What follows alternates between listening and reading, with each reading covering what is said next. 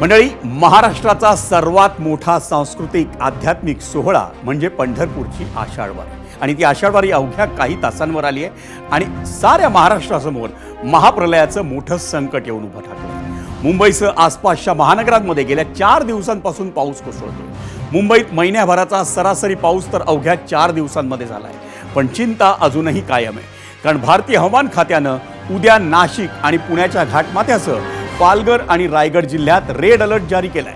मुंबई आणि ठाण्यासह नाशिक, रत्नागिरी, सातारा घाटमाथा, अकोला आणि अमरावती जिल्ह्यात ऑरेंज अलर्ट देण्यात आलाय। नाशिक जिल्ह्यातल्या त्र्यंबकेश्वर आणि आसपासच्या परिसरात ढगफुटी होण्याचा अंदाज वर्तवण्यात आलाय आणि तसं झालं तर या परिसरात 300 मिलीमीटरच्या आसपास पाऊस पडण्याची भीती ही वर्तवण्यात आली आहे। त्यामुळे मुख्यमंत्री देवेंद्र फडणवीस यांनी राज्यातल्या आपत्ती व्यवस्थापनाचा आढावा घेऊन सर्व यंत्रणांना येत्या 8 जुलैपर्यंत सज्ज राहण्याचे आदेश आज दिले। नमस्कार मंडळी, मी विजय साळवी, एबीपी माझाच्या 0 ओव्हर या विशेष कार्यक्रमात आपलं स्वागत। महाराष्ट्राची सर्वात मोठी आध्यात्मिक परंपरा असलेल्या आषाढीच्या वारीला पुढच्या 2 दिवसात सुरुवात होणार आहे। पालखी सोहळ्याच्या परंपरेनुसार संत तुकोबारायांची पालखी उद्या देहूमधून तर संत ज्ञानोबा माऊलींची पालखी परवा आळंदीमधून पंढरपूरच्या दिशेनं प्रस्थान ठेवणार आहे। महाराष्ट्राच्या या सर्वात मोठ्या सांस्कृतिक सोहळ्यावर महाप्रलयाचं सावट आहे। त्याचवेळी आज दिवसभर झालेल्या पावसानं मुंबई पुणे एक्सप्रेसवेवर संकटांची मालिका उभी राहिली। मुंबई पुणे एक्सप्रेसवेवरचा प्रवास अधिक वेगवान करण्यासाठी बांधण्यात आलेला तब्बल 7,000 कोटींचा मिसिंग लिंक प्रकल्प सुरू होऊन जेमतेम 9 आठवडे झालेत, पण पहिल्याच मोठ्या पावसात तो प्रकल्प धोकादायक असल्याचं दिसून आलं। या मार्गावर आज दरड कोसळल्यामुळे तो वाहतुकीसाठी बंद करण्याची वेळ आली। त्यामुळे मिसिंग लिंकवरच्या प्रवासाची सुरक्षितता आणि तिथल्या रस्त्याचा दर्जा याविषयी चिंता व्यक्त करण्यात येते। मुंबई गोवा, मुंबई अहमदाबाद आणि मुंबई नाशिक महामार्गावरील सध्याची परिस्थिती ही चिंता करायला लावणारी आहे। त्या पार्श्वभूमीवर राज्य आपत्ती नियंत्रण कक्षामध्ये आयोजित बैठकीला उपस्थित राहून मुख्यमंत्री देवेंद्र फडणवीस यांनी मुसळधार पावसामुळे निर्माण झालेल्या परिस्थितीचा सविस्तर आढावा घेतला। संबंधित सुरक्षा यंत्रणांनी 24 तास अलर्ट मोडवर राहून संभाव्य आपत्कालीन परिस्थितीत तातडीनं मदत कार्य करावं असे निर्देश मुख्यमंत्री फडणवीसांनी दिले आहेत। राज्यभरात पुढच्या काही तासात मुसळधार पाऊस पडण्याची शक्यता असल्यानं आज आणि उद्या अत्यावश्यक काम असल्याशिवाय घराबाहेर पडू नये असं आवाहनही मुख्यमंत्र्यांनी केलंय। दरम्यान या सगळ्या मुद्द्यावर आपल्याला आणखी काही गप्पा मारायच्या आहेत, आणखी काही गोष्टींचा आढावा घ्यायचा। माझी सगळ्या नागरिकांना विनंती आहे की अनावश्यक प्रवास टाळावा। जो कालावधी सातत्याने आम्ही सांगतोय अति पावसाचा आहे किंवा जो कालावधी अधिक वेगानं धावणाऱ्या वाऱ्याचा आहे त्या कालावधीत रस्त्यावर येणं टाळावं। अत्यावश्यक असल्याशिवाय लोकांनी त्या ठिकाणी अशा पद्धतीनं कम्युटेशन करू नये अशा प्रकारची सर्वांना विनंती आहे। मंडळी, आत्ता तुम्ही जी दृश्य पाहिली ती साधारण जून महिन्यात वगैरे दिसायची, कारण महाराष्ट्रात दरवर्षी 7 जूनच्या आसपास मान्सून दाखल होत असतो। पण यंदा जून महिना हा कोरडा ठाक गेला। राज्यात पाण्याचा दुष्काळ पडतो की काय अशी परिस्थिती निर्माण झाली होती आणि त्याला कारण होतं सुपर एल निनो। आता सुपर एल निनो म्हणजे काय, तर ती एक नैसर्गिक प्रक्रिया आहे आणि त्याचा जगभरातील पावसावर परिणाम होत असतो आणि हा एल निनो दरवर्षी ॲक्टिव्ह होत असतो। पण यंदा तो अतितीव्र असणार असा वेधशाळेचा अंदाज होता। त्यामुळे जून महिना कोरडा गेल्याचं जाणकार सांगतात। पण अख्ख्या जून महिन्यात जितका पाऊस झाला नाही तितका पाऊस अवघ्या 3 दिवसांमध्ये झाला तर काय होईल त्याचाच अनुभव सध्या मुंबई, पुणे, पालघर आणि नाशिक जिल्ह्यात ठिकठिकाणी येतोय। त्यातलं सर्वात ठळक उदाहरण म्हणजे 6,695 कोटींच्या खर्चातून उभारलेला मिसिंग लिंक प्रकल्प। एकदम बरोबर ऐकलत मंडळी, आधुनिक अभियांत्रिकीचा सर्वोत्तम नमुना म्हणून उल्लेख होत असलेला मिसिंग लिंक प्रकल्प हा कालपासून बंद करण्यात आला आहे। पुण्याहून मुंबईला येणाऱ्या लेनवर जिथं केबल ब्रिज सुरू होतो ना त्याच ठिकाणी काल रात्री मोठी दुर्घटना झाली। तिथं पावसामुळे दरडी कोसळल्या आणि त्या सगळ्या पोहोचल्या टनेल 2 या बोगद्याच्या एंट्री पॉईंटला। मंडळी, यंदा महाराष्ट्र दिनाचं औचित्य साधून 1 मे रोजी म्हणजे आजपासून बरोबर 66 दिवसांपूर्वी या मिसिंग लिंक प्रकल्पाचं उद्घाटन करण्यात आलं होतं. त्यामुळे मुंबई पुणे प्रवास आणखी वेगवान झाला होता. मुख्यमंत्री देवेंद्र फडणवीसांनी आपल्या स्टाईलनं गाडी ड्राईव्ह करून मिसिंग लिंकचं उद्घाटन केलं होतं. त्यांच्यासोबत दोन्ही उपमुख्यमंत्री होते. मिसिंग लिंकच्या माध्यमातून मुंबई पुणे मार्गावर घाटातल्या वाहतूक कोंडीवर एक चांगला पर्यायही मिळाला होता. त्यामुळे मुंबई पुणे एक्सप्रेसवेनं प्रवास करणारी मंडळी ही प्रचंड आनंदिली होती. एरवी 4-4.5 तासांचा हा प्रवास 3-3.5 तासांवर आला होता आणि महत्त्वाचं म्हणजे घाटातून वाहतूक कोंडी ही जवळपास संपली होती. पण इतका महत्त्वाचा मिसिंग लिंक प्रकल्प एकाच मोठ्या पावसात बंद करण्याची वेळ किंबहुना नामुष्की ही राज्य सरकारवर आली आहे. भले ही बंदी तात्पुरती असली तरी 6,695 कोटी खर्चून बांधलेला मिसिंग लिंक प्रकल्प आता बंद झाला आहे. दरम्यान काही दिवसांपूर्वी मिसिंग लिंक मार्गावर खड्डे पडल्याचे फोटो हे समोर आले होते आणि ही घटना मुसळधार पावसामुळे घडली की बांधकामाच्या गुणवत्तेमुळं याविषयी प्रश्न आता निर्माण झालेत. मंडळी, झिरोवरमध्ये आणखी पुढे जाण्याआधी जरा मिसिंग लिंकवर जाऊन इथं नेमकं काय काय घडलं हे आपण समजून घेऊया. मी आता मिसिंग लिंक वरती आहे.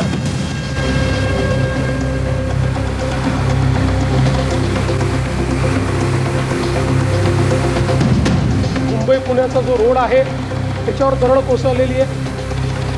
त्यामुळे हे जे काही इव्हेंट्स आहेत हे इव्हेंट्स आज निसर्गाचं जे काही चक्र बदललेलं आहे त्याच्यातले इव्हेंट्स.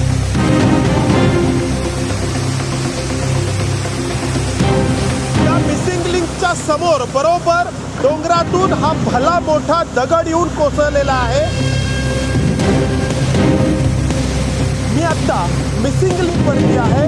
तोच मिसिंग लिंक, ज्या मिसिंग लिंकचं काही दिवसांपूर्वी मोठ्या थाटामाटात उद्घाटन करण्यात आलं होतं. मात्र या पावसामुळे या मिसिंग लिंकच्या वरती असलेल्या डोंगरातून येणारं पाणी थेट या बोगद्याच्या मध्यभागी आलं आणि येताना या पाण्याने सोबत भली मोठी दरड देखील खाली आणली आणि त्यामुळं या ठिकाणी ही अशी परिस्थिती आहे. संपूर्ण राडारोडा या ठिकाणी आपल्याला पाहायला मिळतोय.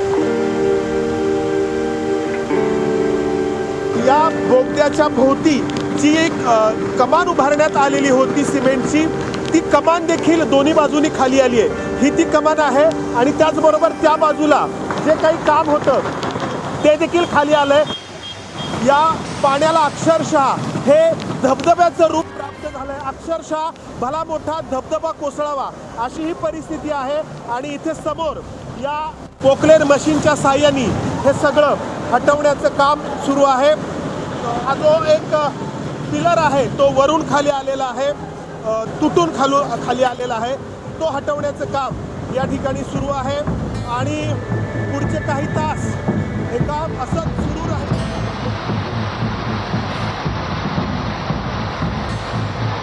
रेल्वे मार्ग देखील सकाळपासून बंद आहे, कारण लोणावळ्याजवळ रेल्वे ट्रॅकवरती देखील मोठ्या प्रमाणात दरड कोसळली आहे. त्यामुळे ही अशी परिस्थिती आपल्याला पाहायला मिळते. या ठिकाणी युद्ध पातळीवरती हे काम सुरू आहे. मात्र पुढचे काही तास या ठिकाणी हा मिसिंग लिंक पूर्ववत होईल अशी चिन्ह या ठिकाणी दिसत नाहीये.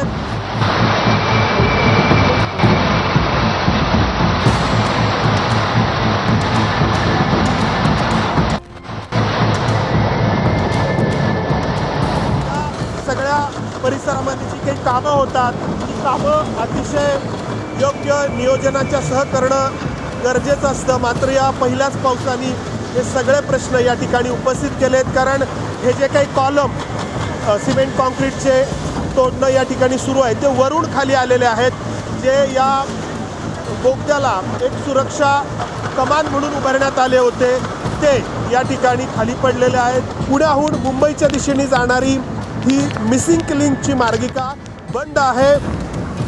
एक्सप्रेसवे त्यामुळे पुण्याहून मुंबईच्या दिशेने जाणारा बंद आहे. काही 100 कोटी रुपये या प्रकल्पावरती खर्च करण्यात आले. मात्र इथला हा सगळा डोंगराचा भाग किंवा निसर्ग किती संवेदनशील आहे हे आपल्याला लक्षात येतं. कारण या एकाच मोठ्या पावसामुळं या डोंगरातून भले मोठे धबधबे कोसळायला लागले. पुलावरती जी काही रचना आहे ती या सगळ्या प्रकल्पाची भव्यता किंवा एका अर्थाने सुंदरता सांगणारी आहे. मात्र या ठिकाणी निसर्ग इतका संवेदनशील आहे की पहिल्याच पावसात या सगळ्या प्रकल्पाच्या मर्यादा एखार्थानी स्पष्ट झाल्यात. कॅमेरामन विजय राऊतसह मंदार गोंजारी, ABP माझा. म्हणजे आपण माझा सहकारी आणि ABP माझाचा प्रतिनिधी मंदार गोंजारीचा रिपोर्ट पाहिला थेट मिसिंग लिंकवरून. या मिसिंग लिंकवर निर्माण झालेला, दरडी कोसळून निर्माण झालेला मातीचा ढिगारा नुकताच हटवण्यात आला आहे. पण मिसिंग लिंक प्रकल्पच नाही तर महाराष्ट्रातील अनेक विकास कामांविषयी काही तक्रारी आहेत. त्या तक्रारी आपण जाणून घेणार आहोत. पण त्याआधी आजचा प्रश्न पाहायचा आहे आपल्याला पोल सेंटरला.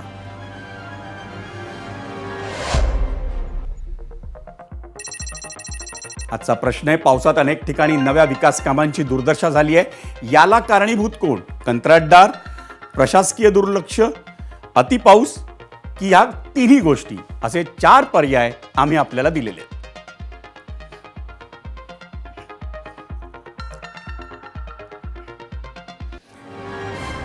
मंडळी, मुंबई आणि पुण्यामधलं अंतर कमी करणारा मिसिंग लिंक प्रकल्प नेमका आहे तरी कसा हे आपल्याला ग्राफिक्समधून समजून घ्यायचं आणि त्या ग्राफिक्ससाठी आपल्याला जायचं मीडिया सेंटरला.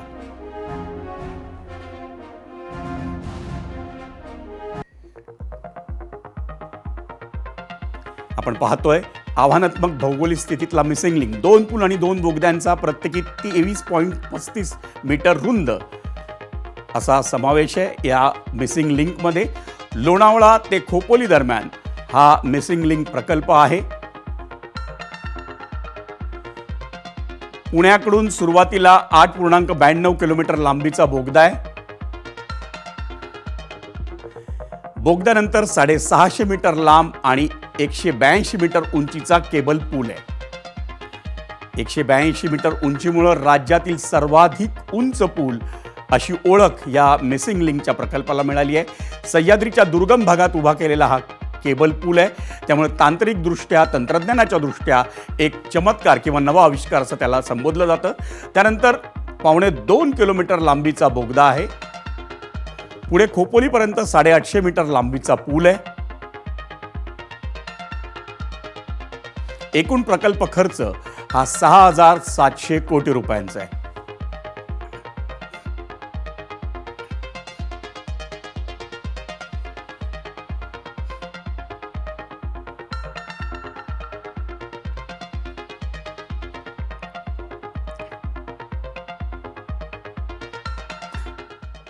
आणि मिसिंग लिंकच्या मुद्द्यावर आपल्याला चर्चा करायची आहे. किंबहुना या महाराष्ट्रात अनेक ठिकाणी पाऊस आहे, ढगफुटीचा अंदाज आहे, या गोष्टी आपल्याला पाहिजे आहेत. पण सुरुवातीला आपले पाहुणे आत्ता आपल्यासोबत आहेत गेस्ट सेंटरला. आपल्या आणि तिन्ही पाहुणे आपल्यासोबत आहेत. किशोरी पेडणेकर आहेत, मुंबई महापालिकेतल्या विरोधी पक्षनेत्या. त्याचबरोबर आपल्यासोबत मनीषा कायंदे आहेत आणि आपल्यासोबत पर्यावरणाचे अभ्यासक मयुरेश प्रभुणे देखील आहेत. या तिघांशी आपल्याला गप्पा मारायच्या आहेत. तिघांचंही या कार्यक्रमात स्वागत. आणि मयुरेशजी, खरं तर तुमच्याच विषयाचा म्हणून हा प्रश्न विचारतो. मिसिंग लिंक किंवा कोणत्याही तंत्रज्ञानाच्या दृष्टीनं जेव्हा नव्या सुविधा उभ्या केल्या जातात, नव्या आविष्कार उभे केले जातात, सर्वसामान्य माणसाला ते हवे असतात, त्याला वेगानं प्रवास करायचा असतो. पण निसर्गाची आव्हानं जी आहेत ती आपण दुर्लक्षित करतो का, हे आपल्याला पहिल्याच पावसानं दाखवलं का? कदाचित या भागामधल्या पावसाच्या दृष्टीने असं म्हणू शकतो की अंडर एस्टिमेट केलं का काय. कारण हा सगळा पुणे आणि रायगड जिल्ह्यांचा हे जे घाट क्षेत्र आहे हे आपल्या महाराष्ट्रामधलं सगळ्यात जास्त लँडस्लाइड प्रोन असं रिजन आपण म्हणू शकतो. आणि जनरली अंदाज जेव्हा देतात म्हणजे कुठल्याही ठिकाणचं किती पाऊस पडू शकतो, तर त्या अंदाजांमध्ये एक प्रॉब्लेम असा असतो की ते साधारणतः 300 मिलीमीटर पर्यंतच पाऊस वर्तवू शकतात. त्याच्यापेक्षा जास्त अंदाज आपल्याला दिसत नाही. पण गेल्या 24 तासांमध्ये जर आपण लोणावळ्याला बघितलं तर 670 मिलीमीटर पाऊस झालाय. 2-3 वर्षांपूर्वी कोल्हापूरमध्ये एका ठिकाणी 800 मिलीमीटर पावसाची नोंद झाली होती. हे 24 तासांमधलं सांगतोय. आणि जेव्हा हा पावसाचं प्रमाण वाढणार आहे तेव्हा त्याचे परिणाम पण वेगवेगळे असणार आहेत. त्यामुळे जर मिसिंग लिंक बांधताना आपण असं म्हणू शकतो की त्याचा वाऱ्यांचा वेग हा एखाद्या सायक्लोनला पण पेलवू शकेल असा तो बांधलेला आहे.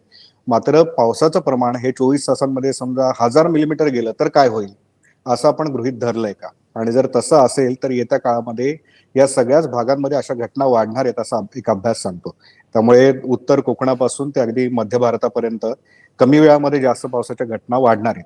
आणि जर तसं झालं तर हा एकच प्रकल्प नाही, आपल्या अनेक प्रकल्पांच्या विषयी हा प्रश्न येऊ शकतो की एवढा मोठा पाऊस पेलवणारे आपले हे सगळे प्रकल्प आहेत का. मयुरजी, दुसरा आणखी माझ्या मनात प्रश्न येतो, अगदी थोडक्यात उत्तर द्या कारण आपल्याला दुसऱ्या मान्यवरांशी देखील बोलायचं आहे.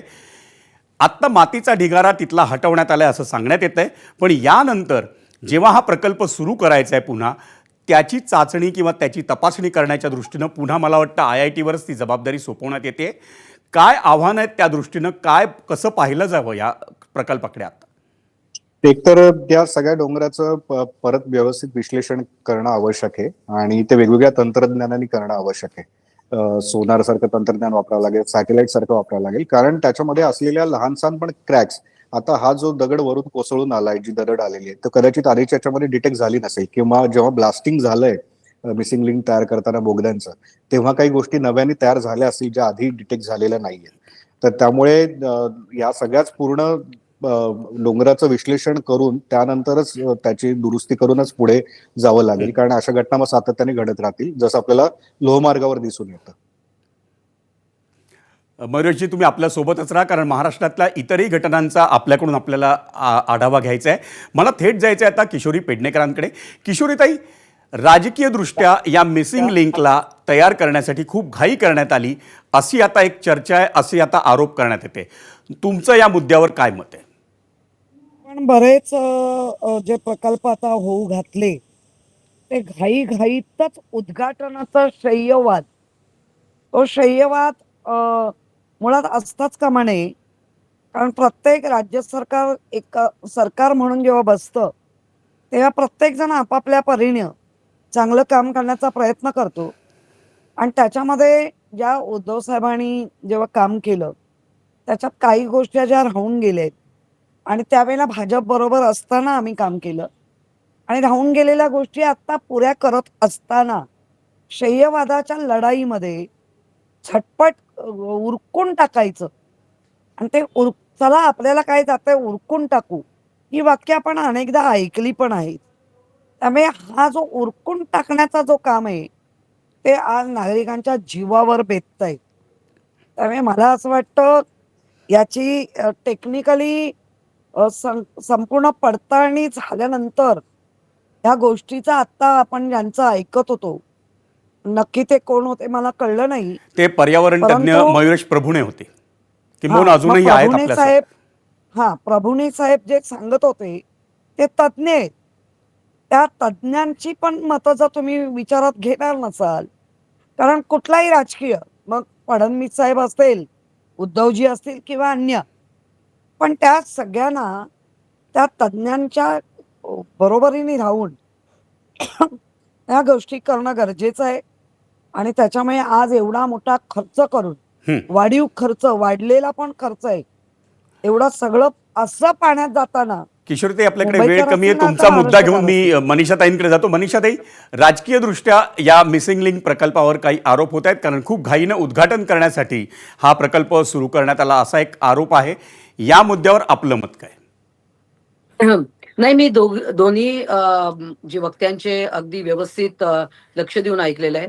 प्रभुणे साहेब पर्यावरण तज्ज्ञ आहेत आणि मला असं वाटतं की एवढा मोठा प्रकल्प कुठलाही असो, इन्फ्रास्ट्रक्चर म्हणजे केवळ महाराष्ट्रातला नाही, भारतात देखील जेव्हा नॉर्थ ईस्ट मध्ये पण असे मोठे मोठे ब्रिजेस झाले आहेत, अनेक ठिकाणी ब्रिजेस झालेले आहेत.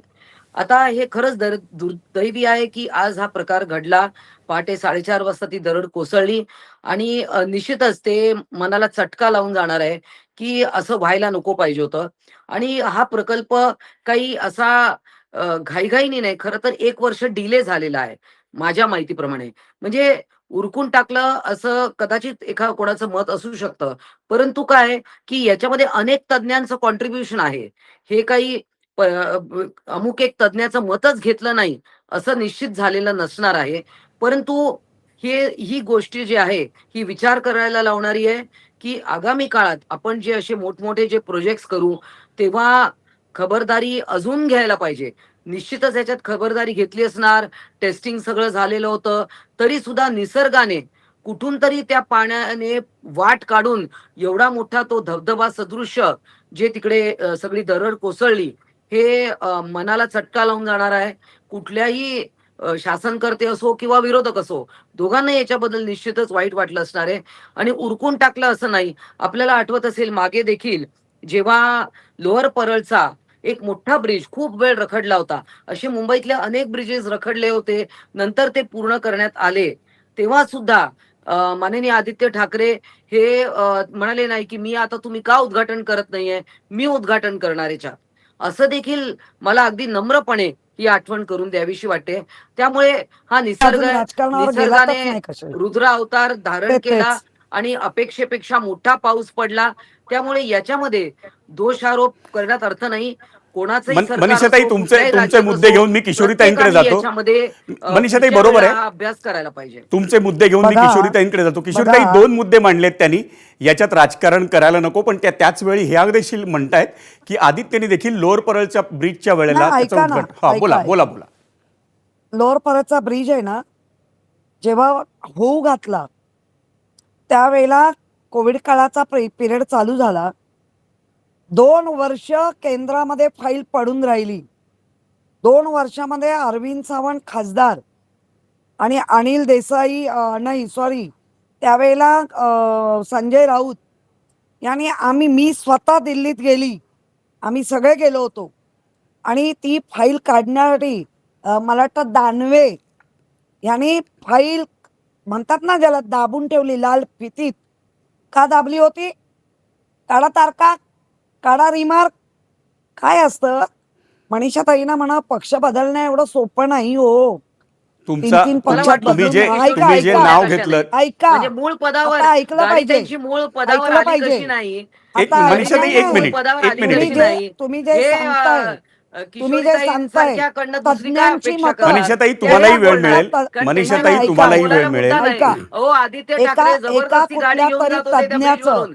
जे जेव्हा आता सगळं पास प्रभूने सुद्धा झालं तज्ज्ञ नव्हतं. आहेत, याला ते कोविड प्रभू काळाचा काही संबंध नाही. काय किशोरीताई काय दादांत कसे टीव्हीवर बोलताय? महाराष्ट्राच्या जनतेसमोर खोटं बोलू नका.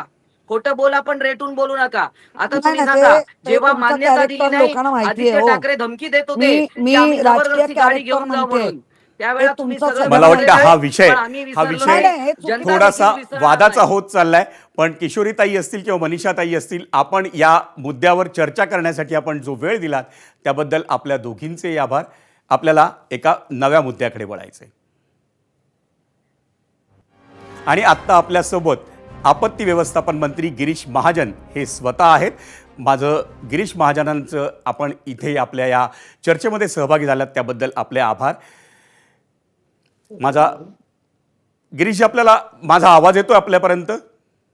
हो हो, येतोय येतोय येतोय. मी थोडं जरा बाहेर आहे, इगतपुरीला आहे, खूप हवा चालली, पाऊस पडतोय, म्हणून मी थोडं थांबलोय फ्लॅट. बर गिरीशजी, थेट आपण मुद्द्यावर येऊया. आणि नाशिकसाठी एक मोठा अलर्ट देण्यात आलेला आहे, कारण नाशिकमधल्या त्र्यंबकेश्वर आणि आसपासच्या परिसरात उद्या ढगफुटी सदृश पावसाची शक्यता आहे. जवळजवळ 300 मिलीमीटर पाऊस पडण्याची शक्यता वर्तवण्यात येते. आणि त्यानंतर मुख्यमंत्र्यांनी सगळ्यांना आदेश दिले आहेत, लोकांना आवाहनं केली आहेत. या नाशिकमधल्या या संभाव्य संकटाच्या पार्श्वभूमीवर काय काय प्रशासनानं आपल्या हाती उपाययोजना घेतल्यात किंवा कशा प्रकारे या आव्हानाचा आपण सामना करणार आहोत? नाही, या रेड अलर्ट या ठिकाणी आहे आणि जवळपास 300 मिलीमीटरच्या वर पाऊस या ठिकाणी पडेल असा अनुमान आता वेधशाळेने वर्तवलेला आहे. आणि म्हणून या ठिकाणी सर्व अधिकारी आहेत, त्यांना सूचना माननीय मुख्यमंत्री महोदयांनी दिलेल्या आहेत. सर्व SDRF असेल, NDRF असेल, सगळे अलर्ट आहेत. पोलीस यंत्रणा आहे, सगळेच जण, फायर ब्रिगेड असतील, हे सगळेजण अलर्ट मोडवर या ठिकाणी आहेत. मी आत्ताच इथे इगतपुरीला पोहोचलेलो आहे, कारण इथे इगतपुरी असेल, घोटी असेल, त्र्यंबकेश्वर असेल, पेठ असेल, या भागामध्ये अधिक प्रभाव, म्हणजे नाशिक शहरापेक्षा या ग्रामीण भागामध्ये, जिल्ह्यामध्ये याचा प्रभाव मोठ्या प्रमाणात राहणार आहे. म्हणजे आता रात्री 1 वाजेपासून पावसाला सुरुवात होईल. इथे हवा खूप चाललेली आहे, वातावरण तयार झालेलं आहे, आधी पाऊस सुरूच आहे, पण 1 वाजेपासून मोठ्या प्रमाणात पाऊस होईल अशी शक्यता या ठिकाणी वर्तवलेली आहे. आणि म्हणून मुख्यमंत्री महोदयांचं माझं बोलणं झालं. मुख्यमंत्र्यांनी सांगितलं, मी म्हटलं की मग मी नाशिकला निघून जातो. साहेबांनी लगेच सांगितलं की तू नाशिकला जाऊन थांब. आणि म्हणून मी आता नाशिकमध्ये पोहोचलेलो आहे मुंबईतून. आणि या ठिकाणी जिल्हाधिकारी येत आहेत, SP येत आहेत, सगळेजण, कमिशनर येत आहेत, आणि आम्ही सगळेजण मिळून या ठिकाणी लोकांना सूचना देतो आहोत. या ठिकाणी ज्या ठिकाणी लोकांना शिफ्ट करायचं होतं असं वाटत असेल तिथून आम्ही त्यांना शिफ्ट करतोय. तर रात्री त्र्यंबकेश्वरलाही जाऊन आता इथून घोटीमध्ये इगतपुरीमध्ये सगळी गिरीशजी, काळजी आपण आपण घेतली. आपण उद्या आपण शाळांना सुट्टी आपण दिलेली आहे, आपण आमच्या महाविद्यालयाला समवेत सुट्टी आहात, दिलेली आहे. हे आमच्या आपण दृष्टीने सगळ्या सुविधा खरंच केलेल्या आहेत. एक चांगली गोष्ट आहे. याचं कारण थेट आपल्याला लोकांशी बोलता येईल, लोकांशी संपर्क साधता येईल. नाशिकमधली किंवा नाशिकच्या आसपासची जी मंडळी आहेत, ज्या भागात या ढगफुटी सदृश पावसाचा अधिक परिणाम होऊ शकतो, धोका आहे तिथे, त्या मंडळींना जर तुम्हाला काही सांगायचं असेल तर तुम्ही काय सांगाल? सॉरी मला ऐकू नेटवर्कचा थोडा प्रॉब्लेम आहे इकडे. काय परत माझा प्रश्न असा आहे की ज्या मुद्द्यावर तुम्ही आता बोलत होतात तो जर सविस्तरपणे सांगायचा असेल की उद्या ढगफुटी सदृश पावसामुळं इगतपुरी, घोटी किंवा नाशिकच्या ग्रामीण परिसरात जिथं जास्ती प्रमाणात धोका आहे, तिथल्या लोकांना या एबीपी माझाच्या निमित्तानं तुम्हाला थेट संवाद साधता येतोय, त्या मंडळींना तुम्ही काय हीच सांगाल? विनंती आहे. माननीय मुख्यमंत्री महोदयांनी सांगितलेलं आहे, त्यांनी विनंती केलेली आहे की बाबा उद्या विनाकारण घरच्या बाहेर पडू नका. आम्ही शाळा आहेत, कॉलेज आहेत, ऑफिसेस म्हणून सांगितलंय की घर बसूनच आपण काम करावं. सगळ्या ठिकाणी मी सुट्टी जाहीर केलेली आहे आणि लोकांनी विनाकारण बाहेर जाऊ नये. हा भाग कसा आहे, अतिशय निसर्गरम्य असा भाग आहे. इगतपुरी असेल, घोटी असेल, त्र्यंबकेश्वर असेल, पण बाहेर पडू नका उद्या. उद्या खूप मोठ्या प्रमाणात पाऊस या ठिकाणी होणार आहे, हवाई या ठिकाणी येणार आहे आणि म्हणून त्र्यंबकेश्वरच्या दर्शनाला येणाऱ्यांना आम्ही इकडनं डायव्हर्ट केलेलं आहे की बाबा इकडे येऊ नका, 1-2 दिवस थांबून जा. इथे वॉटरफॉल चांगले आहेत, खूप चांगला निसर्ग आहे, पण उद्या पर्यटन बंद, 1-2 दिवस बंद करा हे आम्ही त्यांना सांगितलेलं आहे. आणि मी सगळ्यांना विनंती करणार आहे की उद्या अजिबात घराच्या बाहेर पडू नका, कारण 300 मिलीमीटर म्हणजे आणि कमी वेळेमध्ये तो पडणार आहे. त्यामुळे ही परिस्थिती गंभीर होईल कदाचित. त्यामुळे सगळ्यांना तुमच्या माध्यमातून, एबीपीच्या माध्यमातून हीच विनंती आहे की उद्या काळजी घ्या. 1-2 दिवस आपण जर काळजी घेतली तर अधिक बरं होईल. अन्यथा मग अशा दुर्घटना घडतात आपण बघतात. म्हणून प्रशासनाला सहकार्य करा. आम्ही तुम्हाला शिफ्ट करतो, चांगले सुरक्षित स्थळी शिफ्ट करू. काही ठिकाणी करावं लागणार आहे ते आम्ही त्या ठिकाणी करतो. सगळं यंत्रणा रात्रभर आज अलर्ट मोडवर आहे. मी स्वतः त्यांच्याबरोबर या ठिकाणी आहे. आपण कालही पाहिलं मानखुर्दला, मी रात्री नाशिकहून निघालो आणि 1 वाजता तिथे पोहोचलो. 3 वाजेपर्यंत मी मानखुर्दला सुद्धा त्या अपघातस्थळी होतो, ज्या ठिकाणी बिल्डिंग पडली त्या ठिकाणी. सकाळपासून पुन्हा 8 वाजेपासून बाहेर आहे. माननीय मुख्यमंत्री महोदय 24 तास फोनवर अवेलेबल आहेत, सूचना देत आहेत. आम्ही त्यांना काय काय असेल परिस्थिती सांगतोय, कानावर टाकतोय त्यांच्या. आणि सर्व प्रशासन, NDRF, SDRF, सगळेजण, पोलीस यंत्रणा आमची महत्वाची आहे, महसूल यंत्रणा आहे, सगळेजण या संकटाला सामोरं जाण्यासाठी आम्ही आता तयार आहोत, सिद्ध आहोत. हे आपण बघतात आणि आम्ही कुठल्याही परिस्थितीमध्ये उद्याच्या संकटाला या ठिकाणी कसं पेलायचं, कसं ते आव्हान पेलायचं यासाठी तयार आहोत. फक्त नागरिकांनी आम्हाला सहकार्य करावं एवढीच आमची त्यांना विनंती. गिरीशजी, आपण स्वतः आमच्याशी बोलण्यासाठी वेळ दिलात. अतिशय मोठी जबाबदारी आहे आपल्या खांद्यावर आत्ता सध्या, त्यामुळं आपण जो वेळ दिलात त्याबद्दल आपले आभार. आणि आत्ता आपल्या समवेत पुन्हा एकदा मुंबई महापालिकेच्या विरोधी पक्षनेत्या किशोरी पेडणेकर आपल्या समवेत आहेत. किशोरीताई, आपण गिरीश महाजनांना ऐकलं, मिसिंग लिंक नंतर एक मोठं संकट आपल्या समोर आहे. ते नाशिकमध्ये किंवा नाशिकच्या ग्रामीण भागात ढगफुटी सदृश पाऊस होण्याची भीती आहे. 300 मिलीमीटरचा पाऊस पडण्याची शक्यता आहे. मुंबईत असं अनेकदा घडलेलं आहे, मुंबईत पाऊस खूप मोठा झालेला आहे. काय नेमकं नाशिकमध्ये त्यांना खबरदारी घ्यायला पाहिजे आणि सरकारकडनं तुमच्या अपेक्षा पूर्ण होतील अशी अपेक्षा आहे का तुम्हाला? मुळात गिरीशदादांचं एकंदर राजकीय वाटचाल म्हटली तर संकटमोचन असं त्यांचं नाव आहे. आणि ज्या वेळेला अशा प्रदेशात संकटमोचन जातात तर नागरिकांचा एक थोडासा जो विश्वास म्हणतात तो बसलेला आहे की आमच्यासाठी संकट विमोचन आलेलं आहे. मुख्यमंत्र्यांनी त्यांची चांगली म्हणजे एक पारख करून त्यांना पाठवलं आहे. माझं म्हणणं असं आहे की ज्या वेळेला सरकारकडनं अशा सूचना येतात त्या सूचनांचं सगळ्या नागरिकांनी तंतोतंत पालन केलं पाहिजे. पण तंतोतंत पालन करत असताना आपण जर त्यांना सांगतोय घरात बसा, 2 दिवस बाहेर कुठेही निघू नका, तेव्हा एका 2 घटकांचा पण विचार केला पाहिजे की जे घटक हातावरच्या कामावरती त्यांची संध्याकाळ निघत असते त्या घटकांसाठी आपण काय करणार आहोत. आपण ज्यांना पूरग्रस्त किंवा जिथे काहीतरी गडबड होईल किंवा एखादी घटना घडेल म्हणून आपण त्यांना शिफ्ट करणं हेही रास्त आहे. आणि असं करत असताना याच्यासाठी सर्वांनी म्हणजे मी विरोधी पक्ष आहे पण मी ह्याच्या आदल्या एवढी वर्ष आम्ही सत्ताधारी म्हणून होतो त्यावेळेला काही गोष्टी आज जे आम्हाला सत्ताधारी सांगतायत त्या गोष्टीशी आम्ही 80-85% आम्ही मान्य करतो. त्याच्यात कुठलंही राजकारण आणणार नाही, करणार पण नाही. पण तेच जर मुंबईत गेली 25 वर्ष आमची सत्ता आहे हे बरोबर असूनही विचारतात. आणि ज्या वेळेला या घटना ज्या काल 6 दिवसात किती मृत्यू झाले ह्या मुंबईत याच्यासाठी 30 मार्च पासून आम्ही बोलत होतो म्हणजे बोलत होतो हो की एखादी पावसाळी पूर्वाची मीटिंग लावा, सभागृह लावा. कारण 4 वर्ष कोणीही नगरसेवक नव्हतं. हो प्रशासकाच्या हातात मुंबई होती. त्यामुळे मुंबईचा खडानखडा माहिती कोण देईल तर ते नगरसेवक देत असतात. हो त्यांच्याप्रमाणे रिक्स, हाय रिक्स, लो रिक्स सांगत असतात. परंतु यांच्याच महापौरांनी त्या गोष्टीकडे मी इथे राजकारण आणत नाहीये, हो मी वस्तुस्थिती काय घडली आहे ते सांगते. कारण आपल्याकडे अशी पद्धत आहे पावसाळ्यापूर्वीच्या चर्चा घडवायच्या, प्रशासनाला त्याच्यावरती विचार करण्यासाठी भाग पाडायचं. प्रशासनाकडनं आता जसं गिरीशदादांनी संपूर्ण प्रोग्राम दिला तसा प्रशासनाने महानगरपालिकेने नगरसेवकांना तो प्रोग्राम दिला पाहिजे. त्याच्यासाठी त्यांच्या 4 महिने त्यांना अभ्यास अधिक करायला पाहिजे. कारण पूरग्रस्त ठिकाणं माहिती असतात, हो बरोबर नव्याने तयार झालेली माहिती नसतात. त्याच्यासाठी चर्चा व्हायला पाहिजे होती. आणि त्या चर्चेअंती सगळ्यांनाच म्हणजे प्रशासनाला कळलं असतं, महापौरांना कळलं असतं तर आमच्या 226 आणि स्वीकृत या सगळ्या नगरसेवकांना पण त्याच्यातनं काहीतरी बोध मिळाला असता. आणि ह्या ज्या घटना आहेत घडल्यात नसत्या का तर मी असं नाही म्हणणार. अतिशय पण घडण्यासाठी योग्य मुद्द्यावर बोट कमी- ठेवताय. पण सध्या आपल्यासमोर जे संकट आहे ते नाशिकमधल्या ढगफुटीचं आहे. आपण या चर्चेला वेळ दिलात आणि मला वाटतं या संकटाच्या निमित्तानं मग सरकारमध्ये कुणी असेल त्याच्या पाठीशी विरोधकांनाही उभं राहायला पाहिजे हे तुम्ही ठामपणे सांगितलं. त्याबद्दल किशोरीताई आपले आभार. थँक्यू. आणि कुठेही भीती आहे नाशिकमध्ये तर नाशिक जिल्ह्यातल्या नागरिकांची आणि प्रशासनाची चिंता वाढवणारी ही बातमी आहे.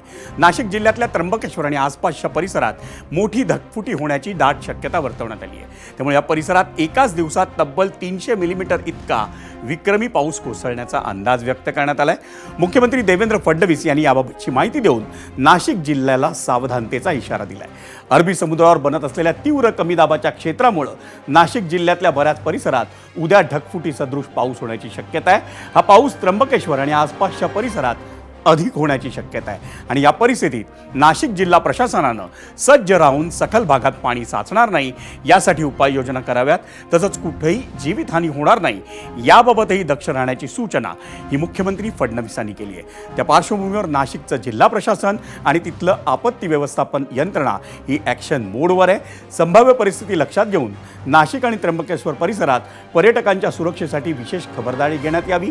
बंद होऊ शकणारे रस्ते, दरडी कोसळण्याची ठिकाणं अशा बाबींचा विचार करून पर्यटकांना सुरक्षित स्थळी हलवण्यात यावं. तसंच भाविकांनी आणि पर्यटकांनी येत्या काही दिवसात त्र्यंबकेश्वर परिसरामध्ये जाऊ नये असं आवाहनही मुख्यमंत्र्यांनी केलंय. अतिशय मोठा लो प्रेशर बेल्ट हा नाशिकमध्ये त्या ठिकाणी तयार होतो आहे. मेजर डिप्रेशन ज्याला म्हणतात ते तयार होत आहे.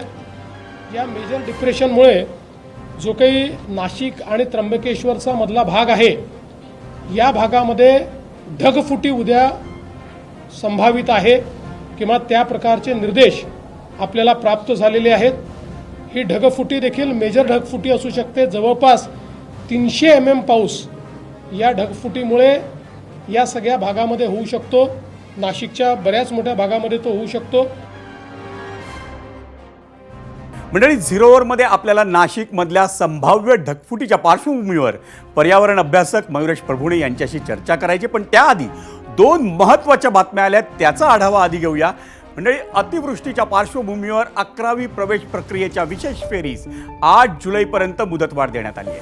सुधारित वेळापत्रकानुसार 8 जुलै रोजी सायंकाळी 6 वाजता पुढील प्रवेश फेरीचं वेळापत्रक हे जाहीर होईल आणि त्यानंतर 10 जुलै रोजी रिक्त जागांची माहिती ही प्रसिद्ध केली जाईल.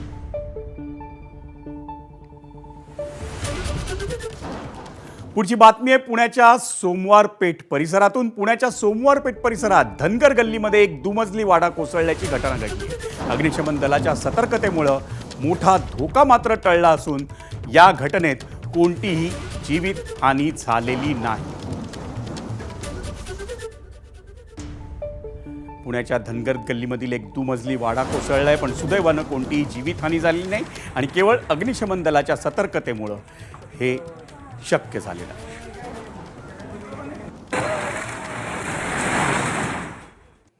आणि यानंतर आपण पुन्हा जाऊया मयुरेश प्रभूंकडनं आणि जाणून घ्यायचं आपल्याला ढगफुटीच्या पार्श्वभूमीवर नेमकं काय धोके असू शकतात आणि काय पद्धतीचं तिथे आपल्याला संरक्षण करायची गरज आहे. मयुरेश, मगातपासून आपण ज्या मुद्द्यावर गिरीश महाजनांशी बोलत होतो तो मुद्दा होता नाशिकमधल्या ढगफुटीचा. तब्बल 300 मिलीमीटरचा पाऊस होईल अशी शक्यता वर्तवली जाते. अगदी थोडक्यात सांगा, नेमकं ढगफुटी सदृश पाऊस म्हणजे काय आणि 300 मिलीमीटरचा जेव्हा पाऊस होईल तेव्हा नेमकं काय होऊ शकतं? मला स्वतःला आणि बऱ्याच हवामानशास्त्रज्ञांना अजून हे क्लिअर झालेलं नाही. दुपारपासून जेव्हापासून मुख्यमंत्र्यांनी हे सांगितलेलं आहे की ढगफुटी सदृश पाऊस होण्याची शक्यता आहे. कारण मॉडेल्स जे वर्तवतात ना, म्हणजे ज्या मॉडेलमध्ये दाखवण्यात येतं तर ते 24 तासांमधला पाऊस असतो. त्यामुळे तो 300 मिलीमीटर त्यांना 24 तासांमधला म्हणायचा आहे का तासाभरामध्ये म्हणायचा आहे. ढगफुटी आपण तेव्हा म्हणत असतो जेव्हा तासाभरात 100 मिलीमीटर पेक्षा जास्त पाऊस होतो, तेव्हा त्याला ढगफुटी किंवा ढगफुटी सदृश पाऊस असं म्हणलं जातं. क्लाउड बस्ट आपण त्याला पॉप्युलर लँग्वेजमध्ये म्हणत असतो. पण असा पाऊस, याच्यापेक्षा कितीतरी जास्त पाऊस हा ऑलरेडी आता खंडाळापासून ते महाबळेश्वर पर्यंत झालेला आहे. काल दिवसभरामध्ये, कालच्या 24 तासांमध्ये खंडाळ्याला आपण याला लोणावळ्याला बघितलं ते 600 मिलीमीटरच्या वर आहे, तामिळीमध्ये 580 मिलीमीटर आहे, महाबळेश्वरला 500 मिलीमीटरच्या वर आहे आणि त्याच्यापैकी बराचसा पाऊस हा पहाटे झालेला आहे. म्हणजे त्या प्रकारचा पाऊस ऑलरेडी आजच्या दिवसामध्ये नोंदला गेलेला आहे आणि अशाच स्वरूपाचा पाऊस पुढच्या 2 दिवसांमध्ये अपेक्षित आहे. हा या सगळ्याच पट्ट्यात आहे. हा फक्त नाशिकच्या भागामध्ये आहे असं नाही.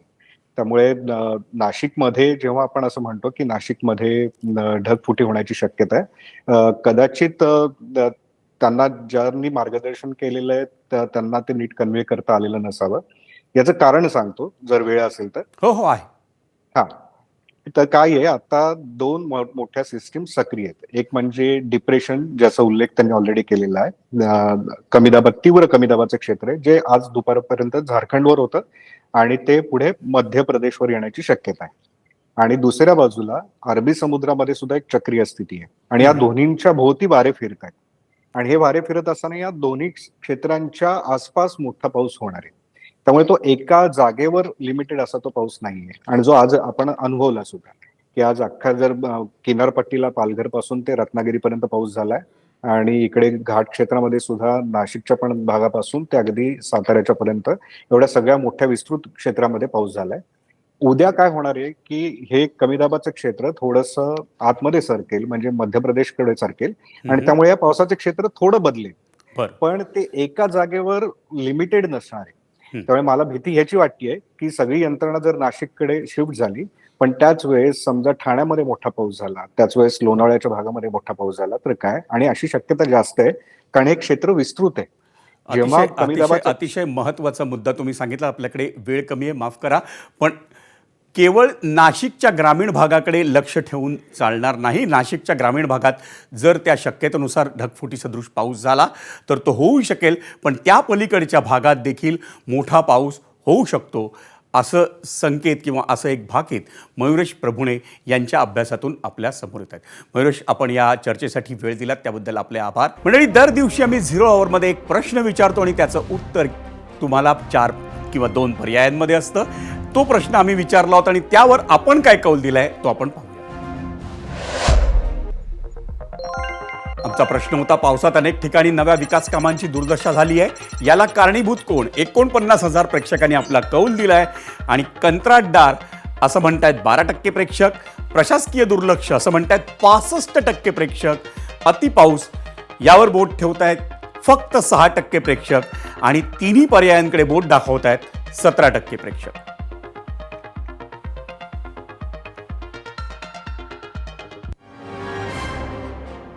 आणि 0 ओव्हरच्या आजच्या प्रश्नावर तुम्ही दिलेला कौल पाहिल्यानंतर 0 ओव्हरमध्ये वेळ झाली इथंच थांबण्याची, पण कुठेही जाऊ नका, पाहत राहा एबीपी माझा.